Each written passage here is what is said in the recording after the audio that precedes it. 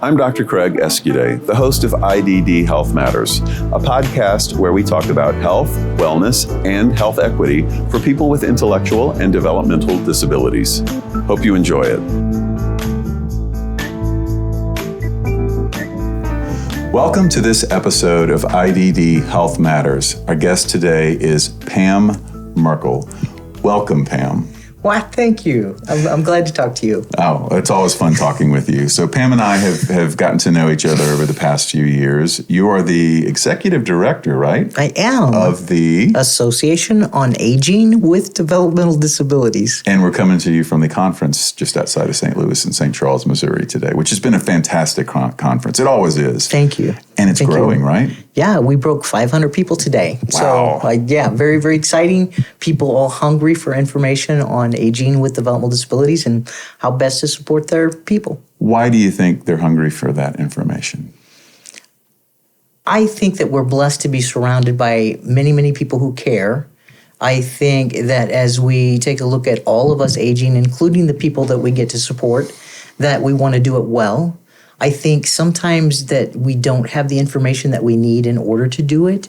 And so I think that I've got very hungry people that are at this conference seeking information, again, to provide the best supports they can. Well, I know the conference is based here in St. Louis. It's here every year, right? Or just outside of St. Louis. But you get people from all over, right? This year we've got 25 different states represented, and including Washington, D.C. and Canada. Excellent. One of our speakers is transmitting from Brazil, which is kind of fun. Yeah, so it did just growing every year. It's just exciting. Yeah, you know, it's growing because it's a great conference. You provide great information that's much needed in this field, especially as we know that people with intellectual and developmental disabilities are living longer, and they're aging.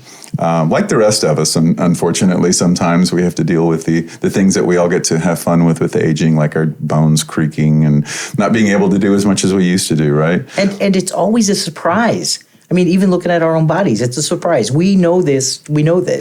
And I think the older that we get, the more humble we become. So hopefully that's the case, by right? the time you think you know something, yes, no, you don't. Yep. You know, I had a friend somewhat related to that who told me something before about when you're young, you're about justice and you just want to do everything right. Better. And when you're older, you're more about mercy. It's like, kind of, okay. Kindness, yeah, kindness. Hey, right. Let's all be happy and get along and realize that maybe we didn't always do the best things in life. But we weren't always right. Right. And that's an important lesson to learn. But gosh, there's so many wonderful things when you work in this field that you can do. Supporting people with intellectual and developmental disabilities can be a very rewarding field to work in. How did you get into this field? So my destiny was actually nursing home administration. So my degree is in business management with a minor in gerontology. I had enough points to sit for my boards. And when I graduated, there were no jobs and everybody was getting sued. I put myself through school. Perfect timing, right? Wasn't that good? I put myself through school, through healthcare. I ended up reading cardiac monitors and intensive care units. Wow. I know, it was fun. I did not know that about you. Oh my God, it's like fishing. You have a little PVC that goes across. That's something I've never heard. Oh, I love fishing, But I never heard that was like EKGs. So absolutely. Explain that. Say that again. You were talking about the little PVCs. Yeah, I mean, you've got a normal sinus rhythm. You're watching somebody's heart, watching over them. So because I think those of us in this field are bent in that helping position. We're kind of guardians. We're watching over. We want to help. But so watching over somebody's heart, say in the ICU, and you get normal sinus rhythm, which is awesome. And then all of a sudden there'll be an aberrant beat, and it's like, what is that? And it's kind of like when you're on the fishing bank and you get a little nibble, and so you might have a run of VTAC, and then you've got a bass. And then you're moving because you need to address that problem. All the years I've been in medicine, I've never heard that analogy being used, and I'm going to steal it. That's a great way to look at it. Yeah. I love that. Yeah. Now, you said you like fishing, and you and I have had a few conversations, so we have to talk about this a little bit too. Okay. You got a place out in the country, right? I do. Yeah. I do. And I think every year when we see each other at the conferences, we're always catching up on what new piece of equipment did we get, or what project are we working on. And you just got something that we talked about last year that I had gotten that I love. And you just got what? I got my first John Deere tractor, right? And I bought it like 3 weeks ago. It got delivered to my country place, and all I could think about was you. All I could think about was you and getting to you at this conference because you were so happy with your tractor, last year. I love it. It's great. It's a workhorse. Yeah. I bet you're really excited to go back and use it once this conference is over, right? And you can relax. You probably haven't had enough tractor time just yet. Almost no tractor time, yeah. And you're trying to convince me to get a Polaris. I am. Yeah, I need to get one eventually, just for fun. There's a sadness part on there, though, because Polaris is awesome, and it will carry you all over your property. It also decreases your walking. So here, to walk from the cabin to the pond, I should be able to do easily, but why would I? I have a Polaris, Right, I can see that. Yeah. All right, so that's really cool. We love to fish. We both have tractors. Yeah. And wells. And we both work in this field. We do. Yeah. So what have you seen change over the years that you've been with this organization in particular, or just working in this field? Things change? Things change. I hear. So like all humanity changes, I think used to be probably more formalized training for people with developmental disabilities. And maybe I don't see that as much. I think it's a kinder, gentler time.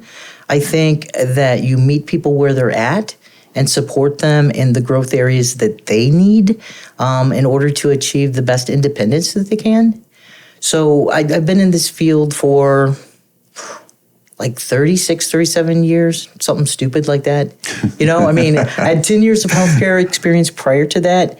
When I came to this field... You're not like 30. You're only like 30-something anyway, so I don't know how you could have all that experience. I'm just a baby. A bird flew over and got me, So, so coming out of the healthcare field and stepping into the developmental field, because at the time there were no jobs. It was the 80s. There were no jobs to be had. I was in trouble all the time. I mean, in this agency that took me in, because I would ask why. Because in healthcare, we fix things. You're presented with a patient who has an issue, and you just go ahead and fix it. Yeah. And I step into this world that's a teaching world, a habilitative world, and a total value to that. But you're asking people to learn things that they don't want to learn. And they're banging their heads on the wall. They're banging the cabinets. They're crying. And I'm asking why. Why are you doing that? It's not that person is doing something bad. It's that you made him cry. So I find, and here, because I get to lead in our organization, then maybe my attitudes are a little different than the rest of the people across the country. So maybe my attitudes are a little different than the people across the country. But I think that you meet people where they are. Well, I mean, this is a really cool view and a cool take and a cool perspective that you have here. And I want to go back to what you first said when I asked you that question.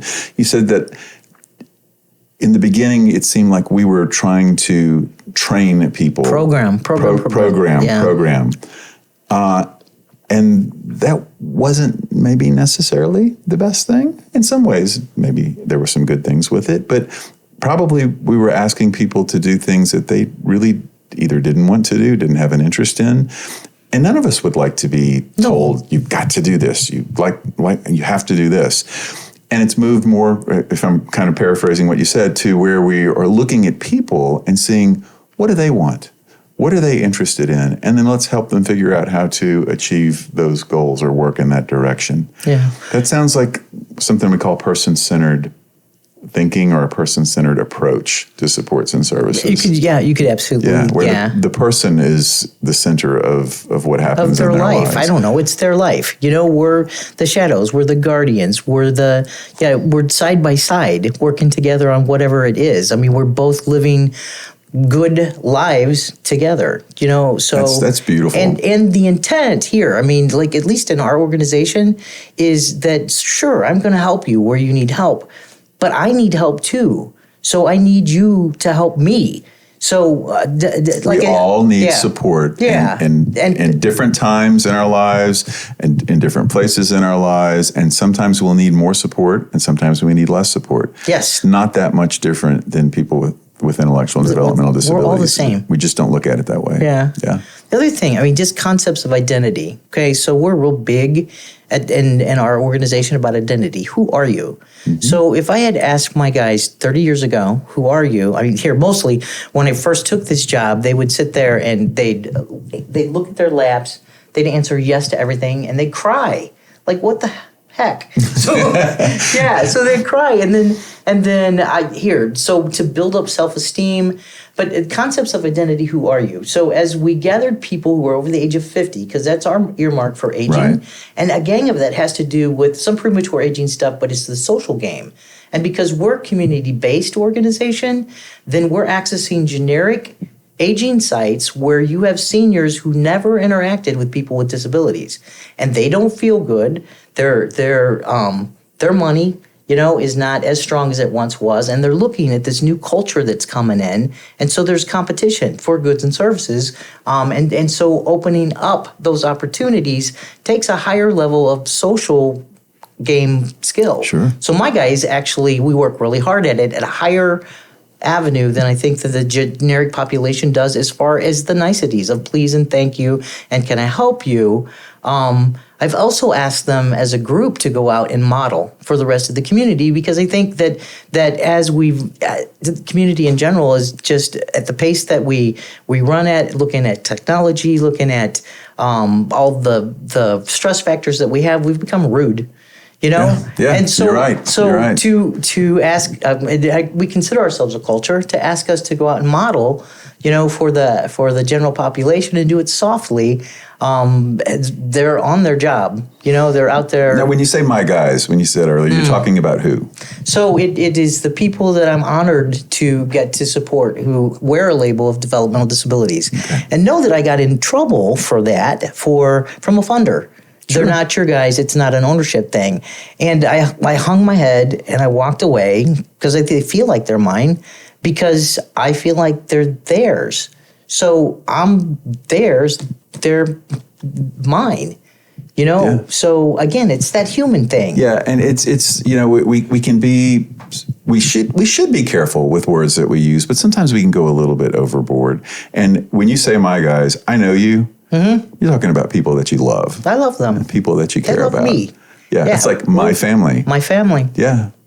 So it's, before you jump on somebody for using the wrong word or what you think is the wrong word, get to know somebody. There you go. Yeah.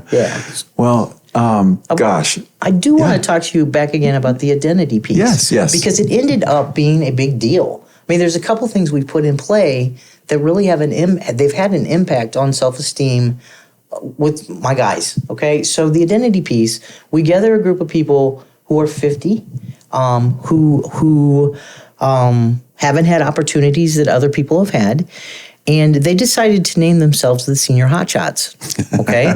So the Senior Hotshots actually ended up being a big deal, like a big deal. It's like a subdivision of the AARP. Oh. And as time went on and they started to stand up and say, I'm a senior hotshot and really proud of it, then they would choose other people to come in and join what it was that we were doing. So it's like we don't do any marketing with the exception of this conference. We don't because we don't need to because the guys go find each other. Uh-huh. My friend that I knew from grade school or whatever, I'm going to invite them in. So that ended up being kind of hot. And then we've got a one-on-one support model that goes to, well, in your retirement, who do you want to be?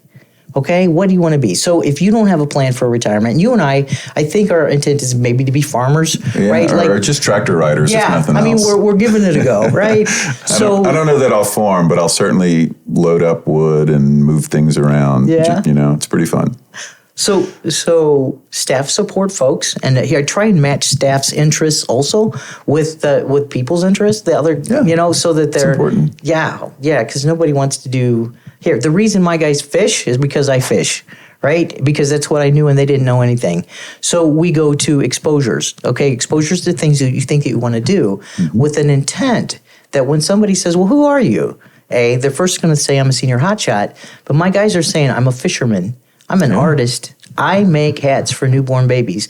And the difference between 30 years ago and today is I am this person. I am somebody. And it's intense coming back.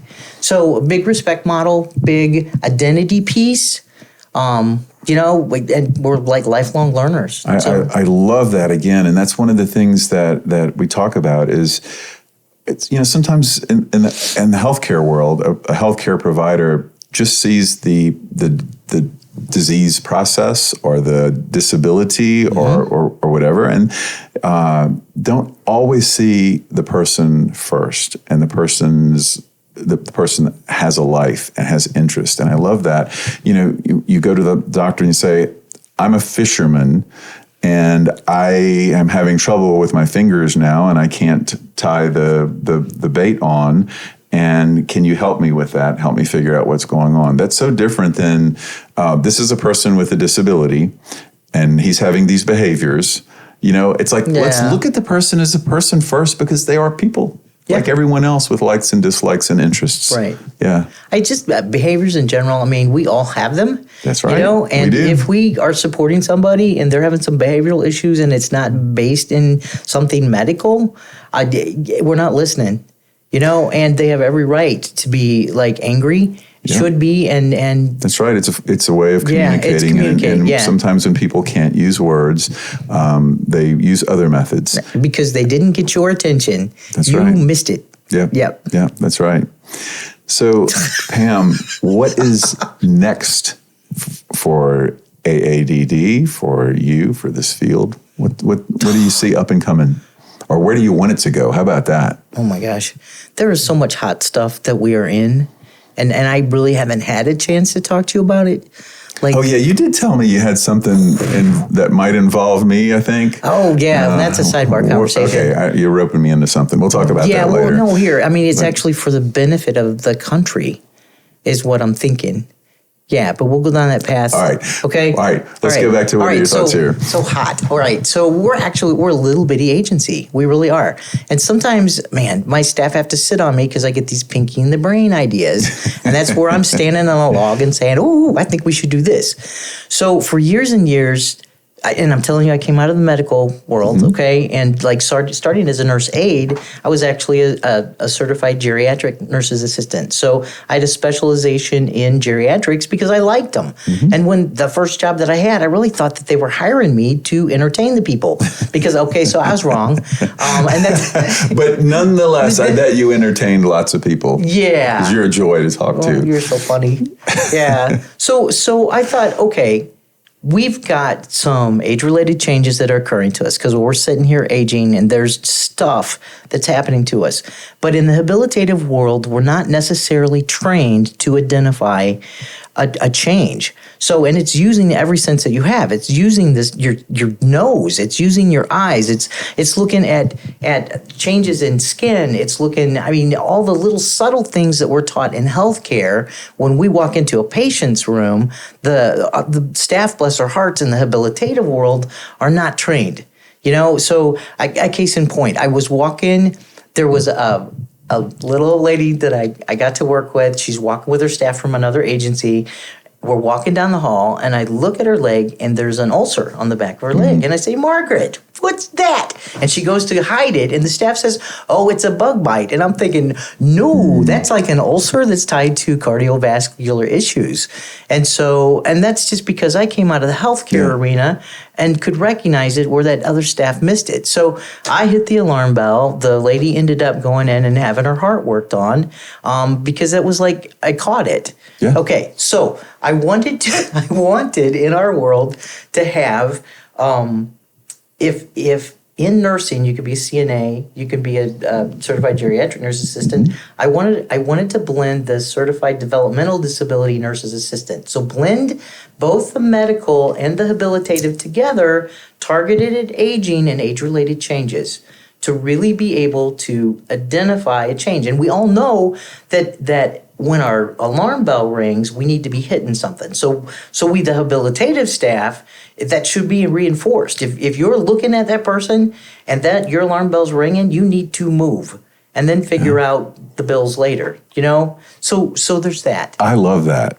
I think it's a fantastic idea. It's very dangerous. Oh my God, it ends up, check it out, because it's a certification, it ends up being a legislative change, and there's a nursing curriculum in it. I mean, it's like a statewide kind of thing. Well, that's if you want to do it all tomorrow. But you can take steps. Yeah. We can we can figure this out. We can figure out the process. So that was one that I always sang about. And then another one that got funded, it got funded with the last couple of years, we're working on it right now, was to design a support system curriculum training model for people with developmental disabilities to be able to care for their aging parents or for people that they love. The intent was to keep the family unit together for as long as we could. And we know that as our guys age, that there's a bunch of reverse caregiving that occurs. Yeah, sure. Okay, but they don't necessarily have the skills. So let's give them the skills so we can keep that unit together. So that one's in play. That's and you said that got funded. It's funded. Yeah, sometimes you ask for something, you're like, oh my gosh, I actually got it. Yeah. I got to make this work now, right? But what a wonderful thing to do. That's. And it's pretty cool. Yeah. We've got our core stuff where we teach people to retire, and there's the identity piece, there's the active piece. I talk a lot when you're talking to people, you need them to do what you're asking them to do. And so sometimes you have to come up with a pattern. So my latest one that makes sense is like the healthy recipe for aging. So every staff person that I have does this with every person that we get to support every time that they see them. And it's that stuff that was drilled into our head that we don't want to do, So every time that you're with one of my guys, there's an exercise component. There's a cognitive stimulation component. There's a balance component, whether you're working on standing on one foot so that you decrease your fall risk. Yeah. There's a nutrition component. There's a friendship development, social component. So it's all those things that we don't really want to do, we're doing, and we do it consistently. So the healthy recipe for aging is something that we do in our one-on-one support models and teaching people to retire, and in our group models that we have that the senior hotshots are accessing nutrition sites. You look at a concept of cognitive stimulation therapy and playing Uno, right? Okay, so people are on varying skill levels. So you're looking at color recognition, number recognition, turn taking, because we all take care of ourselves and watch over each other because everybody's in that helper spot. Yeah. That's our attitude. The intent behind that one, and I thought this was pretty smart. When our guys go into long-term care, which is their destiny because most of them did not produce children, then I needed some kind of weapon. Right? In order, because there's always a social pecking order in the United States and in the world. There's a social pecking order. And if you are a person who wears a label of a developmental disability, then you're the second bottom. Okay, the guys that have severe memory loss, dementia, those guys are on the bottom. Our guys fall right above that. And it's not up where the guys that are cognitively intact and maybe have some physical issues. So what I did was, so the Uno thing, right? We put in practicing heavily Uno with the intent to win and to beat your butt and make you cry, and then trash talk about it. If you and I are playing cards, that's what we're going to do, right? Yeah, that's the fun of it. So, I beat your butt. Yeah, I'm beating your butt. If they are going into long-term care, they can take that deck of Uno cards and say, "Will you play with me?" And when they beat little old lady's butt, she's going to come back hunting for them because even though she didn't grow up, with somebody with a disability next door, she's going to be engaged and friendships will develop and my guy won't be so isolated. Damn, this is incredible. It's just goofy. I mean, this is groundbreaking in my opinion. You think? Yes. I think it's because we're being filmed. You're saying that? No, I'm telling you. I'll tell you the truth regardless. But no, this is really incredible, and the thinking that you have, the vision that you have is very refreshing and very exciting. It's not just me. I have a whole team of people. My team is off the charts. You're a leader of that team, but it's fantastic. It really is. This is exciting. Thank you. Now, this brings us to the part of the show where I do 3 and 3. Wait. I want to tell you about Circle of Friends first. Okay, tell me about Circle of Friends first. Okay, because that's also new and hot, Okay, right? all right. Okay, so Circle of Friends is an anti-loneliness project that is in Finland, okay? Dr. John Morley learned about Circle of Friends project and wanted to bring it to the United States. We were one of three companies in the United States that did the Circle of Friends anti-loneliness curriculum, because it is a curriculum. We were the only organization in the United States that did it for people with developmental disabilities. So then I got this wild hair, and we've separated out families, right? And families aren't so much connected. And we all just lived through COVID, which was so isolating and tough. Families experiencing the same thing. As you age, your friends are going to die off. And if you have an opportunity to make new friends, it will be based on what your common background experiences are and what you care about. Okay, so you and I, in our friendship, we talk about, because we didn't know each other as little kids. Our land and our tractors. That's common for us. And as we get older, then basically we're going to talk about health. Everybody talks about health. Doesn't matter if you have a disability or not. Right. So if you look at common experiences and how to develop friendships and not be lonely, then one of the commonalities that family members have is that they have a probably an aging adult in their home that they've provided support for, and it's isolated them from the rest of the general population. So I thought, well, why don't we do a Circle of Friends project for these moms and dads? To be able to relink them and bring them together so that they can also help put that network back together to support everybody. And they get to support and friendship. So that one's hot. That one got funded. I haven't signed the contract yet, but it's That's excellent. That's excellent. So and then we just wrote one on bed bugs, which you may want to cut. But it goes to. No, we're leaving that in for sure. Oh my gosh, it goes to what is it that your folks need? Because again, in supporting the people that we get to support, they were living in some not good areas. And we were able to open up doors in senior housing so that I might have 5 people that are living amongst 800 people who supposedly don't have developmental disabilities, and they've thriving, developing friendships and visiting each other's apartments. Not just the people who wear the label of disability, but it's the whole house. Everyone. And in senior housing, they have bed bugs. And so they are sharing because we've supported them in how to have a friend and develop friends and share all kinds of things. So I just wrote a bed bug grant too, to be proactive. Wow. And I know. So it's everything that people need in order to thrive. Yeah. Okay? Yeah. To thrive and be successful and happy in the end game. What a wonderful person to have on your side, Pam. Yeah, you. Oh, you. Team. All right. Anything new and innovating before we get to the little game segment here? That was kind of new. Okay. It was kind of innovative. Yeah, so there's more. Oh, I'm sure there's more. You know what? We'll continue that conversation on our next meeting. Oh, boy. Okay, so we'll keep on talking, no doubt. So 3 and 3. 3 minutes to tell listeners 3 things that you just want them to know about the field of supports and services or health and wellness that can improve lives of people with intellectual and developmental disabilities. Okay, so check it out. And in our training, things that are drilled into staff's heads are really 3 words. Oh. Okay, and it is engage, protect, and teach. So we're support, okay? We're support. And we are humans who go side by side with humans. And we think in a way of service, and we think in the way of I don't know, it's just good towards our fellow human beings. Mm-hmm. So to engage somebody in something that they care about is an awesome thing. What do you care about? And let's engage them, okay?